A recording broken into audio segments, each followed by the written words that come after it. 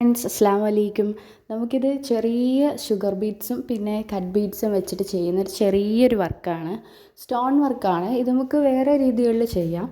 കൊച്ച് ഷുഗർ ബീഡ്സും പിന്നെ ഇടയ്ക്ക് വലിയ ഷുഗർ ബീഡ്സൊക്കെ യൂസ് ചെയ്ത് അടിപൊളിയായിട്ട് ചെയ്യാവുന്നതേ ഉള്ളൂ. ചുമ്മാ കാണിക്കാം എന്ന് പറഞ്ഞുകൊണ്ട് ജസ്റ്റ് അവിടെ ഇവിടെ ആയിട്ട് ചെയ്തതാണ്. ഇത് നിങ്ങൾക്ക് നല്ല നല്ല രീതിയിൽ നല്ല സ്ക്വയർ ആയിട്ടൊക്കെ ചെയ്താൽ അടിപൊളിയായിരിക്കും.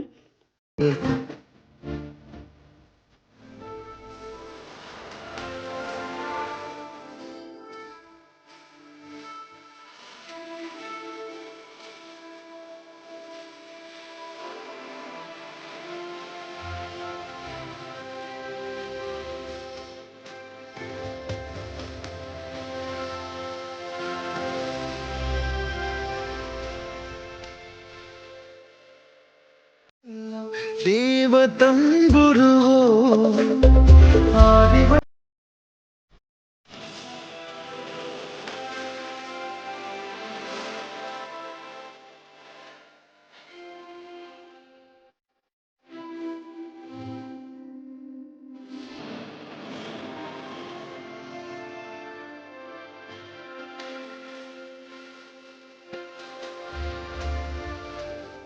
ഇത് സാധാ സ്വേയിങ്ങിൻ്റെ സൂചി വെച്ച് ചെയ്യാവുന്നതേ ഉള്ളൂ, നീഡിൽ വെച്ച് ചെയ്യാവുന്നതേ ഉള്ളൂ.